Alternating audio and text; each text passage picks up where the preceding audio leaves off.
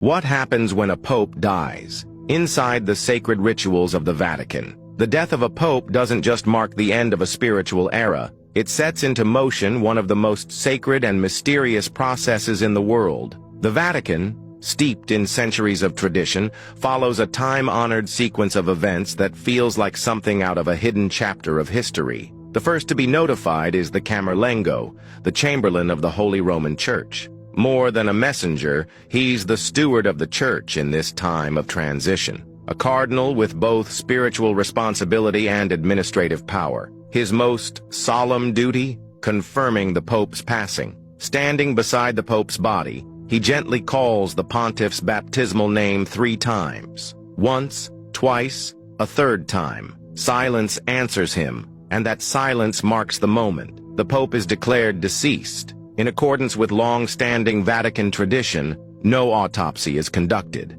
A death certificate is issued, and the Camerlengo proceeds to seal the papal apartments. Once a protection against looting, now a safeguard for the Pope's final instructions and personal documents. Then comes a deeply symbolic act, the removal and ceremonial destruction of the Pope's signet, the Ring of the Fisherman. This ring, a mark of papal authority, is gently cut with shears in the presence of other cardinals. The gesture signifies the end of the Pope's earthly mission and prevents any misuse of his seal. Now the world must be informed. There's a clear order. First, the Cardinal Vicar of Rome, then the Dean of the College of Cardinals, who notifies the rest of the cardinals. The Holy See's ambassadors around the globe are contacted, followed by world leaders. Today, news spreads instantly, but the protocol remains out of deep respect. The Pope's funeral must take place between the 4th and 6th day after his death.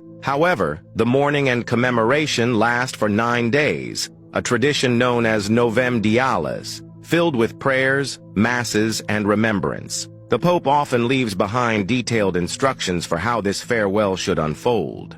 Then, the focus turns to the future. 15 days after the Pope's death, the College of Cardinals begins the ancient process known as the conclave, the election of a new spiritual leader. The word itself means with a key, and that's exactly what happens. The cardinals are sequestered inside the Sistine Chapel, completely cut off from the outside world. No phones, no news, no distractions, just solemn prayer, tradition, and the weight of history. All cardinals under the age of 80 are eligible to vote. In a lesser-known detail, even cardinals under ecclesiastical penalties may still participate. The conclave begins with Mass. Then the cardinals take an oath to follow the sacred rules, and the voting begins. To be elected pope, a cardinal must receive at least 2/3 of the vote. After each vote, the ballots are burned, and the world watches the chimney that rises above the chapel. Black smoke signals no decision has been made.